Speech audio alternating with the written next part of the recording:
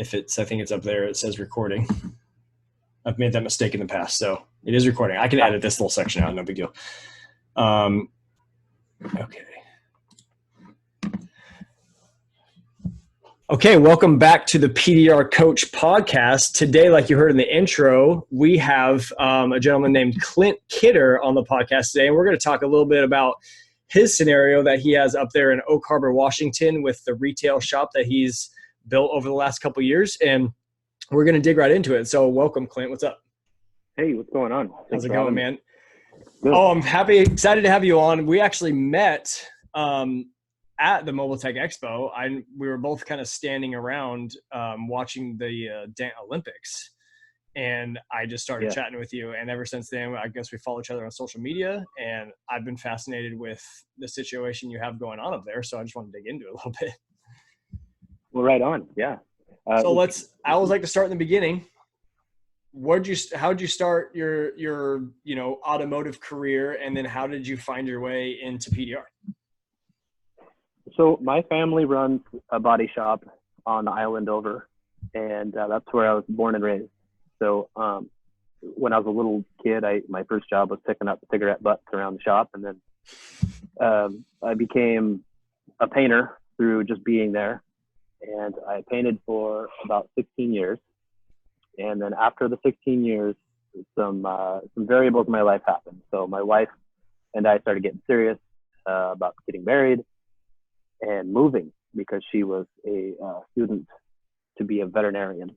And so I've never moved before. So she's like, hey, we're going to move because I'm going to go to college.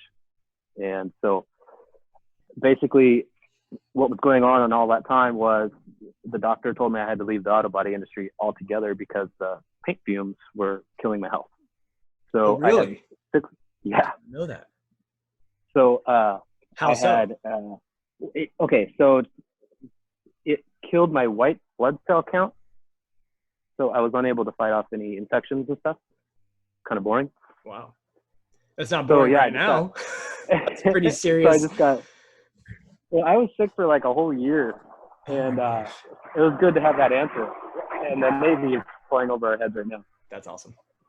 But so I had 6 months to get my plan ready to go from Anacortes, Washington to Pullman, Washington, about 6-7 hours away, to follow my wife to college. And so during that time, a friend of mine named Mike Bergman said, hey, why don't you try PDR? He gave me a couple Ding King tools, and I said, I'm doing it. So I watched Dent Trainer and set up some panels in my backyard and practiced until I had something figured out. And then I had a few tools, put a sticker on my truck, drove it to the east side of the state, and just pretended to be a dent guy until I made it 6 months after I began. Wow. Yeah, we've all pretended to be a dent guy at one point or another. I think that's kind of the rite of passage into the industry, because you'll never be fully ready to fix everything. I mean, we still aren't, right? Yeah, for sure. So you started, someone gave you a couple tools, you watched Dent Trainer and taught yourself how to do PDR. I mean, is that the quick and dirty of it? Yeah. Okay. No training. No. Wow. That's awesome. I mean, I've seen some of your videos now, and if you guys don't, and towards the end of the podcast, we'll tell you where to follow them, but you're good. I mean, you're definitely, you can do really difficult repairs and make them very, very clean. So you've come a long way. How long ago was that actually?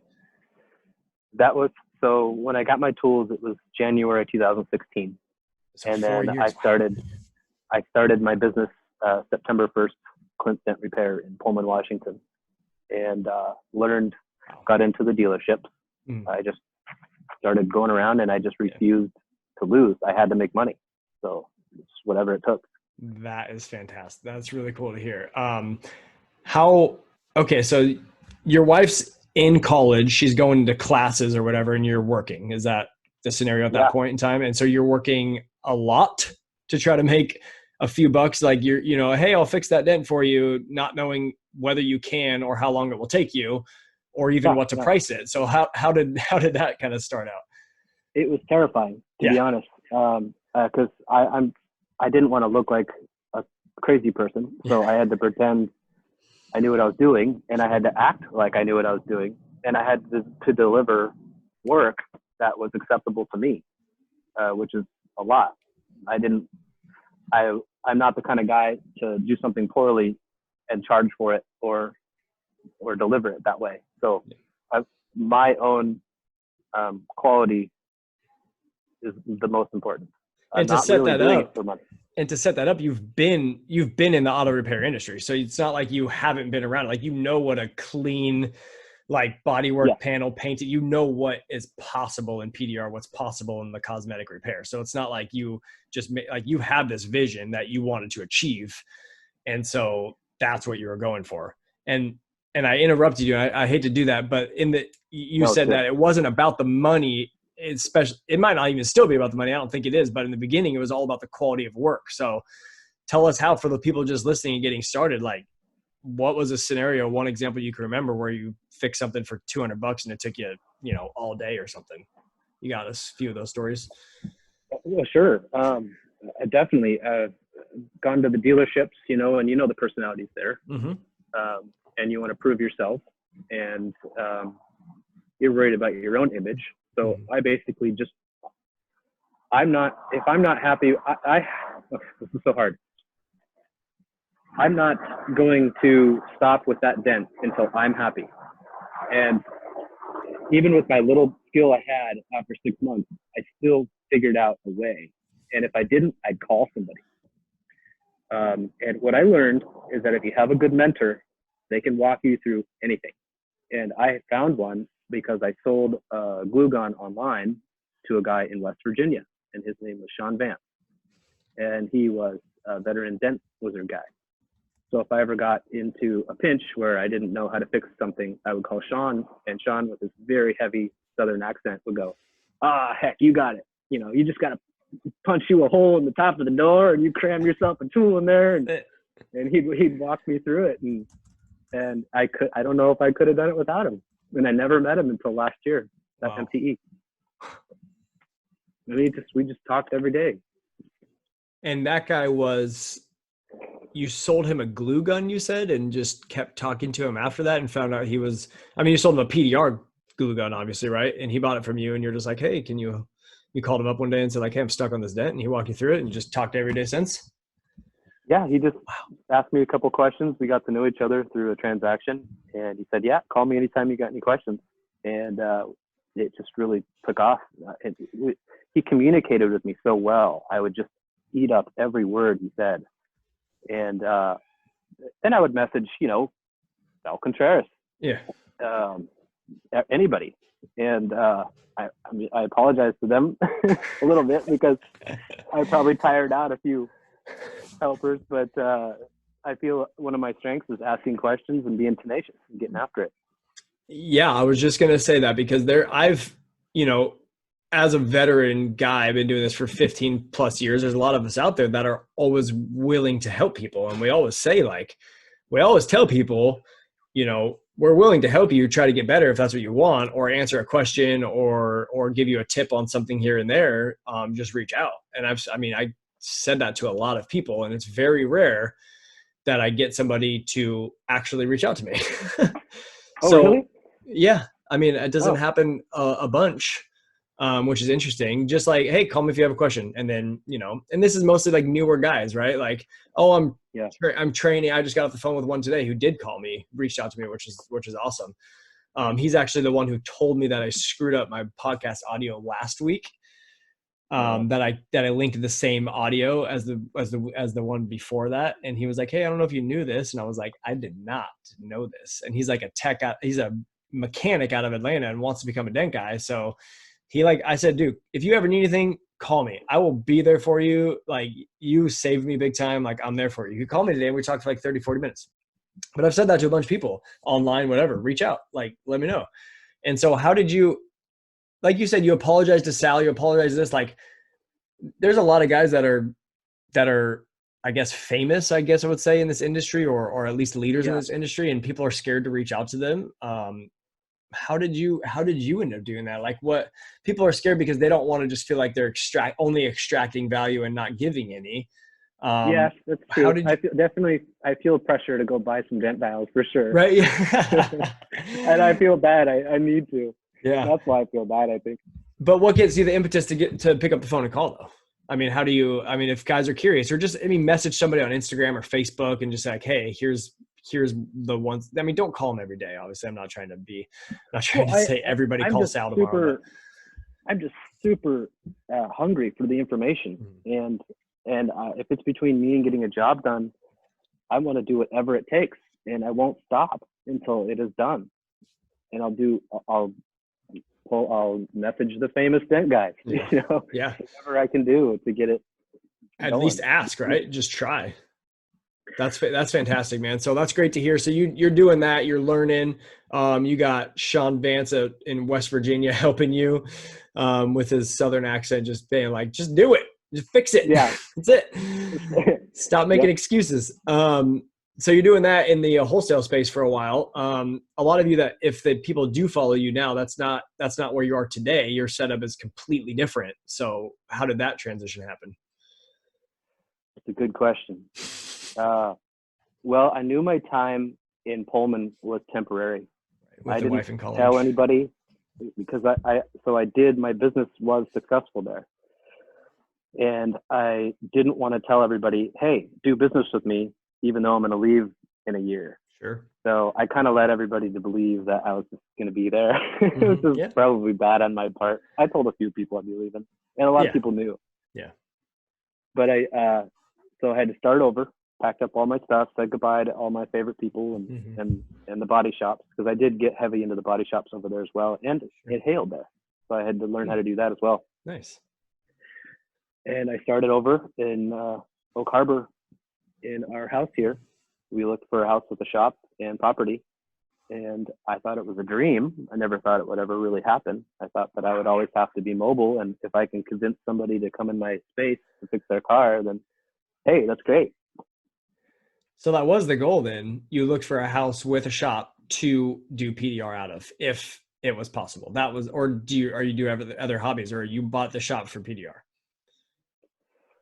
Yes, with PDR in mind, for yeah. sure. But I just thought it was awful wishful thinking that I was going to have my own retail shop. I'm still blown away that it's working and doing. But that's part of the beauty of it, though, too. You're out there doing the things that you're not even sure if they're possible, but you're heading towards them anyways. And that's what I would encourage a lot of people to do, and a lot of my clients to do, is like, oh, well, I have this dream, but I don't think, then it is always followed up by but and then limiting beliefs. So you can hold those things and say, like, it might be a pipe dream, but at least I'm going to go forward to do the things possible. So you've started 2 dent businesses. I mean, really, in 2 areas. You went to where your wife went to college, Pullman, and made a dent business happen there, and then left all of it, started back at zero. Yeah. Did it again. Yeah. How was that? It was a lot of visiting people and showing people what I can do, and just networking, shaking hands. I do have a little bit of advantage. My family does own the body shop. That's pretty close to here. So they do send me some work. Yeah. Yeah. One shop. Okay. That gets you somewhere. But I mean, as far as like starting over again, I mean, you knew you were going to do that, I guess, but you started the business, you cut your teeth out there, and then you came back and started over again. How do you do that mentally? I know there's guys that, like, for instance, people that have been on the Hale Trail for a while that are making good money and have a dream like you do to open up a retail shop or to run a route so they can be home with their family more. But 3 years later, they look up, they're still chasing Hale. How do you make it? How do you have any advice on how you make that choice or how you make that transition and make it possible? Sure. I would say the first thing that comes to mind is to be present somewhere. Go to the body shops, get to know them, develop relationships anywhere you can, at the tire store, anywhere you can go. Word of mouth is how I do most of my business. I've never run a Google ad, never run a Facebook ad, nothing. You just go out and meet people, shake hands, and prove to them that you do something special, and do it good every time. That's And I huge, think that man. speaks volumes. That's big. Yeah.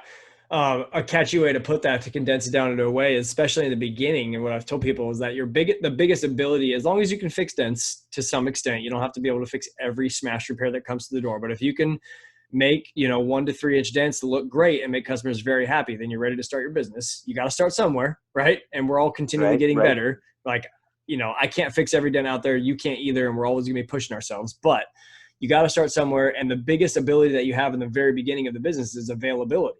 So I always tell people, you got to be available. You got to show your face. You got to be at the body shops. You can't just sit there, whether you're going to run Google ads or not. You can't just sit there and wait for the business to come into you. You actually have to go grab it. Right. Yeah. And that's big. So now you're at this point where you have your shop. Obviously at this point, your shop is, I would say, relatively busy, or basically full-time busy. Last we talked, it's booked out for a while. Yeah. The reason I wanted to have you on the podcast is last week I did my podcast about the how. And I think there's just so many different ways that you can create a life around this business. And I don't think it has to be, working 40 to 60 hours a week like a lot of guys are, and making as much money as possible and being as efficient as possible, and like saving every second and every little minute counts and all that stuff. Like that is one way to do it, but it doesn't have to be the way. So as far as now, when I picture your lifestyle and I see you on Instagram, we've talked on the phone a few times. It's not like that for you.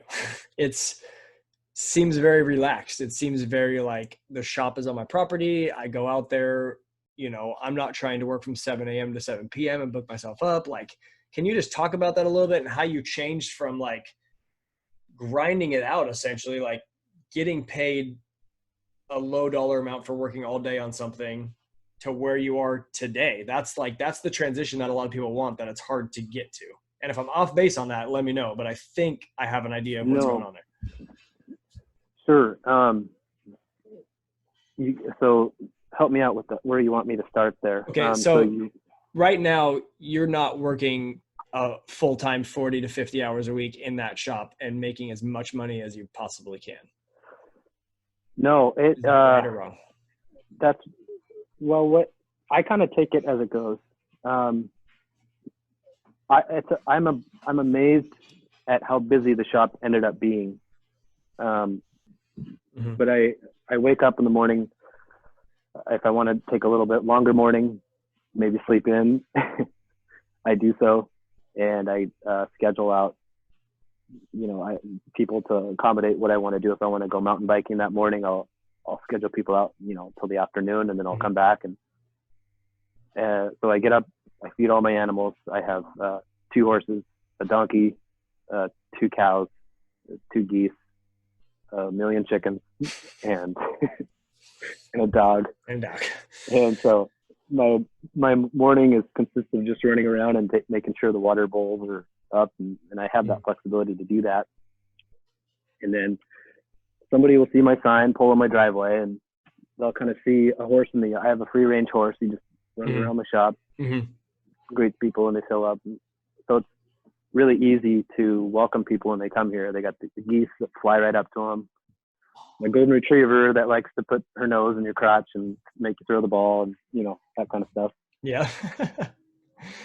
And then I just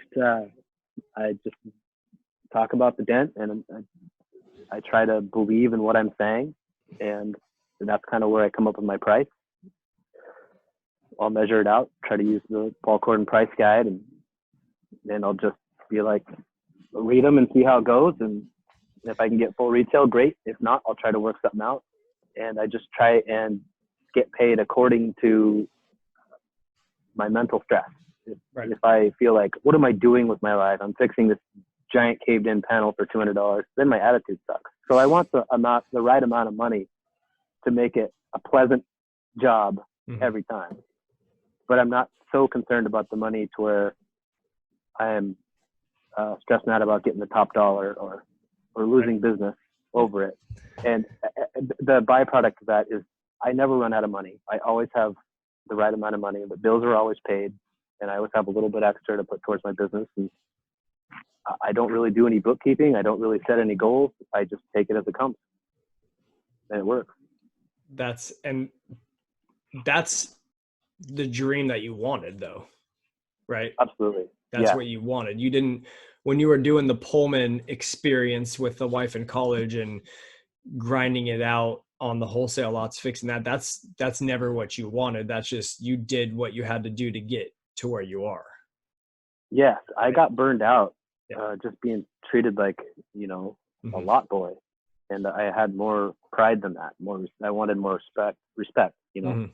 and so when I show up in my van doing mobile, I just sold my van. So I'm no longer doing mobile. No more and mobile. that was Finally cut that. that was a leap of faith for me. I thought, what am I doing? My wife supported me all the way. She goes, nope, you can. I think that your shop will be full if you just focus it there. Because you had a dealership or two you were still servicing, right? That were kind of buddies at this point, right? Yep. Yeah. And so I do. If I need to pack up my tools, I'll put them in my Ford Lightning, my little show truck, awesome. And I'll drive to the body shop if I have to, because they feed me work, so I still service that guy. Yeah, if you have to. That's about it. Yeah, that's rarely. Yeah. So something I want you to, if you can put the mindset around this, is that it's something I struggle with too, and I know that a lot of people that I work with struggle with this too. We become entrepreneurs. We know that we have to do whatever it takes to make money and create a life that we want. But we can get stuck in just working and not creating the life that we want. I mean, this is something I struggle with. This is something my clients struggle with. We talk about it. How do you struggle with it too? You struggle with that? That's good to hear. Everybody struggles with it, right? Because the perception's always one thing, right? Because I see you and I'm like, this guy, he's doing what he wants to do, right? And I've been good at it at times. Like something I struggle with, but like my life is a little different. I have a couple kids and I have 3 kids. The priority for me is to be able to always be there to coach them in the sports. Or if I can't coach them, be there to watch them. That's like my thing I'm not going to give up. If I have to give up work for it, or if I have to leave early for it, then I'm going to. But it's hard.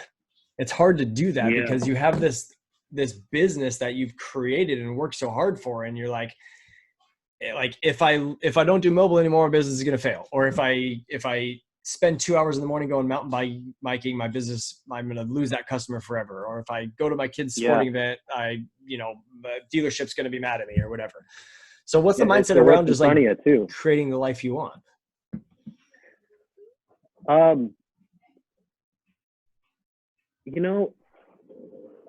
Just do it. I know that's not a very good answer, but why not?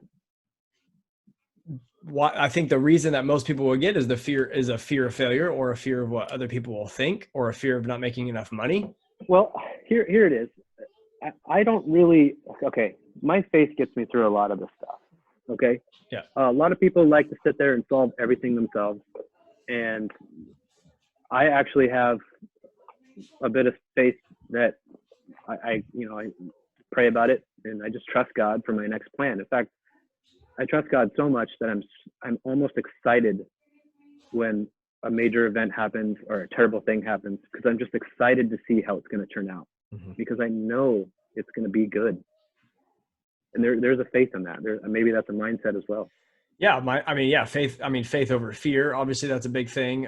Faith is a leap, right? They say that, obviously. And it doesn't have to be in a particular God or whatever, but it just can be. I believe in God. I think a lot of people I know in this industry do, so I don't think that's a stretch for them. But it just could be believing that once you let go of something, that vacuum will be filled up, right? With something else. Yeah. So if you have the right intentions, or if you're setting the right dream, like you have this dream for your life, and the only way that you're ever going to get to that dream or that new version of you is to let go of who you are or who you were to get there. It's the only way, Yeah. And sometimes you have to do that first. There's also a mindset, I believe. This goes back to like Joel Osteen sermon. I'm not huge into Joel Osteen. I just remember him saying something when I was looking for a wife. Funny to say. Yeah. Hey, we gotta look, man. Doesn't happen on accident. Fill up a photo album.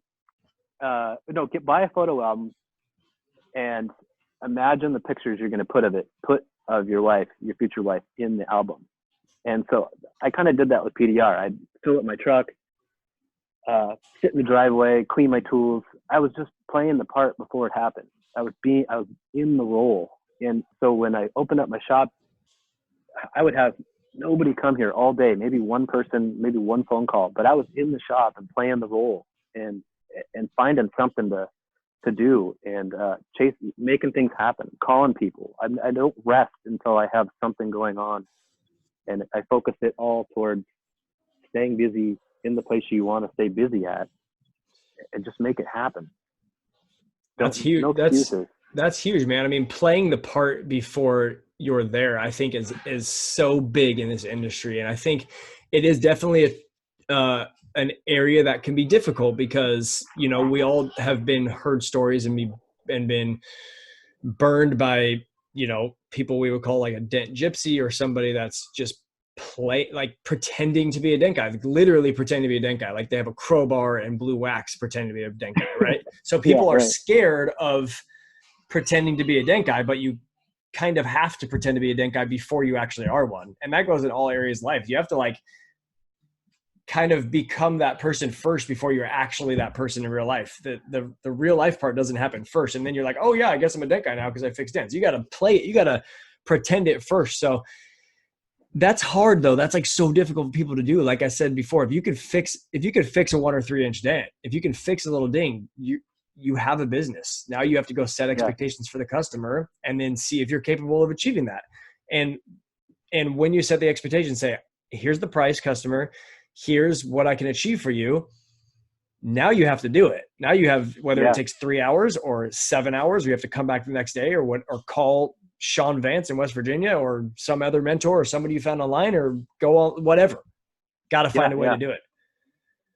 I've been there. I've done the 2-day in someone else's garage on one dent thing. I've totally been there. Yeah. And did you make great money doing that? No. No, but all my though. Customers, absolutely. And people love to see how hard you try, you know, like I think the just for example, the body line dent on a Mercedes in someone's garage, it took me a day and a half to do, just not a very hard dent. Yeah. But it took me a day and a half. And they were just so happy that I took it so seriously and worked so hard. They actually gave me $100 tip. So, jeez. Yeah. And sometimes I think people just appreciate your just being genuine and working as hard as you can. And even if it takes you too long and you're nervous. Did you tell them that? Did you know you could fix that dent when you started it? Did you tell them that? Not really. Did you tell them No. that? Yeah. No way. Yeah. You pretended to be. You were like, I don't know if I can fix it. I'm pretty sure I can. I have a belief that I can. I have my faith over fear that I can. Right. I believe it's possible, and I'm going to tell them that, and then I'm going to become the person that makes it possible. I'm going to be a better dent guy on this dent somehow. Yes, absolutely. And I'm going to take something away from it. But people always tell you like, oh man, I just don't have the patience to do what you do. Well, I'm not sure. I'm not sure I'm very patient. I just think I'm not leaving here until that dent is fixed. And I don't think that's patience. I think that's just being stubborn. Tenacity, something. Right? Yeah. Yeah. But that's because you were getting to the dream that you wanted. You were committed to being a dent guy, and a good dent guy at that. Like we said, you've been in the reconditioning business. You know what was possible. You've seen other people online what's possible. You were going to become one of those guys no matter what.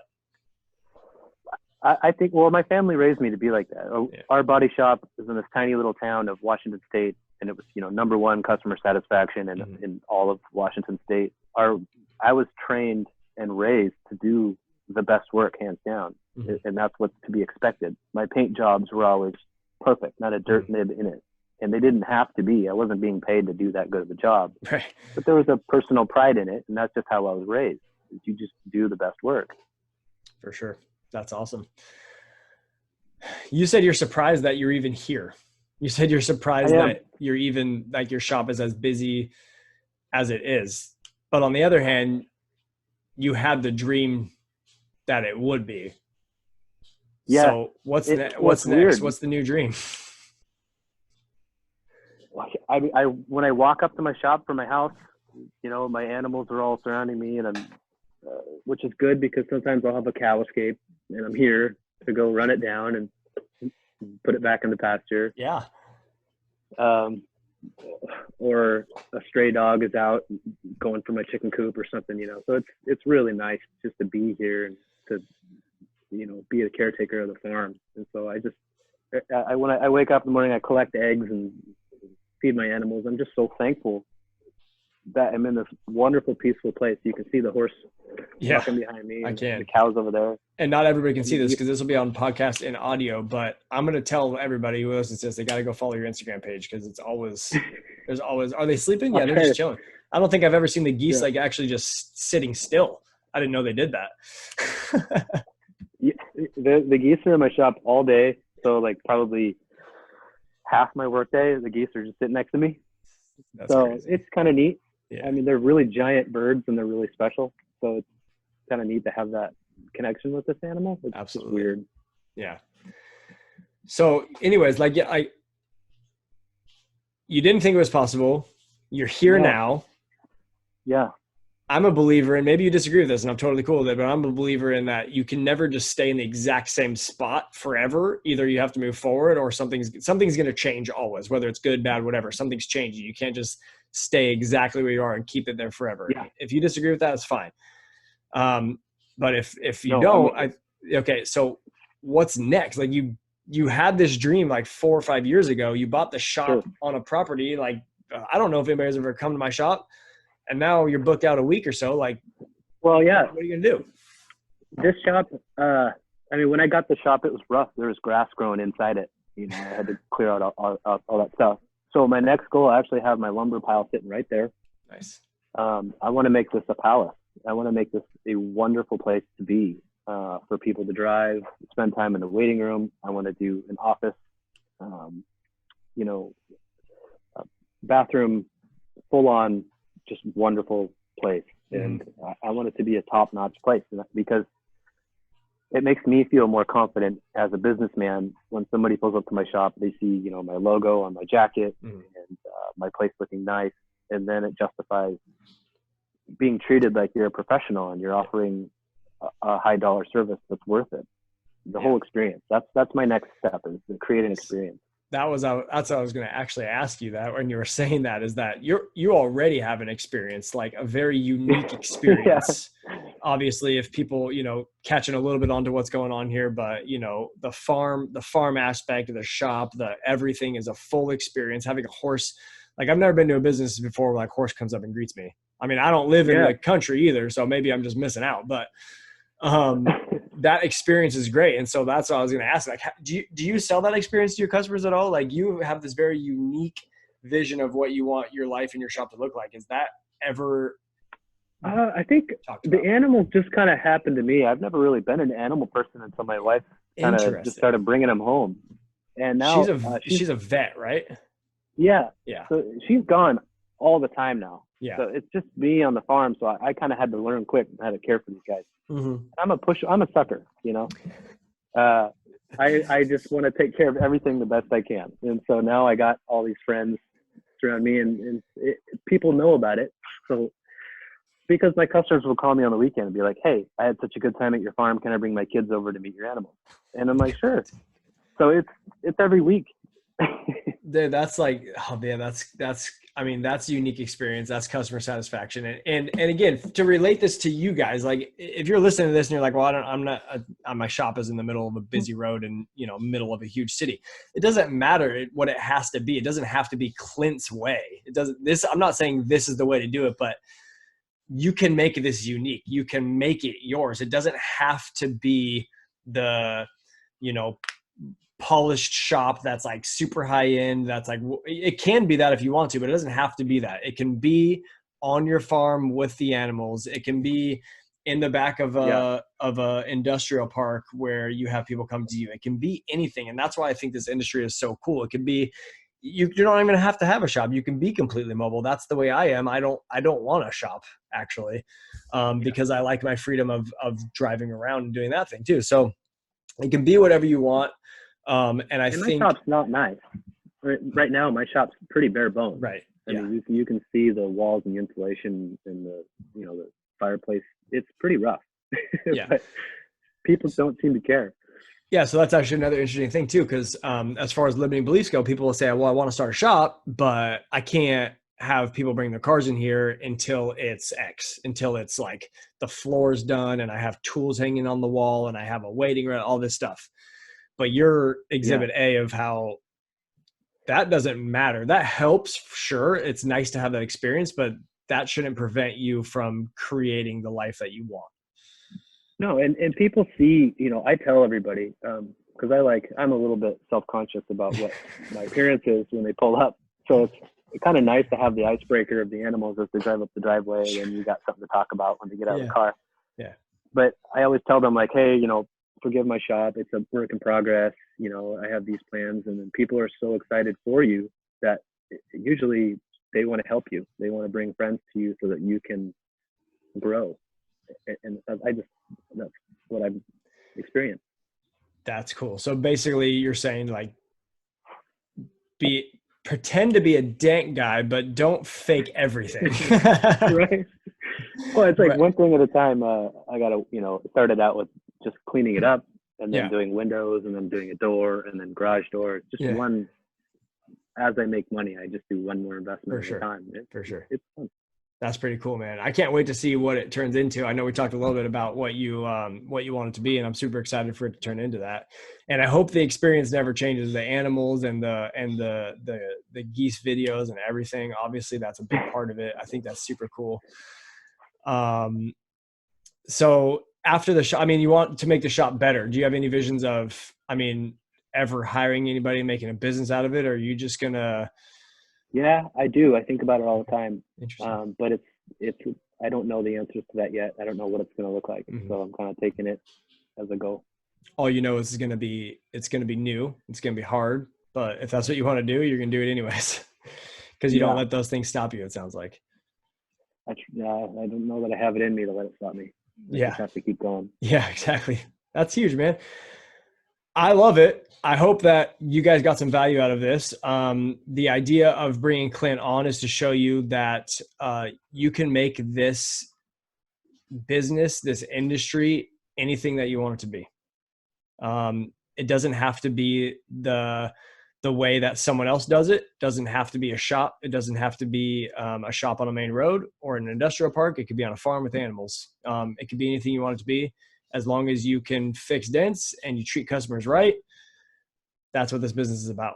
And I fully believe that. And I think you do too, Clint. I do. Yeah. Well put. That's awesome, man. I wanted to, that was the end of the podcast, but I actually wanted to go back. I'm sorry, I forgot about this. This is weird. It might be a weird timing, but you talked about Mike Bergman got a new PDR. Sean Vance is in Virginia. Like, how can you learned on PDR Trainer. What do you suggest for people just getting into this business? How do they start? Do they go to PDR Trainer? Do they find some sort of mentor or somebody to help them? Like how do they do that? How can they start? First of all, I recommend a good trainer.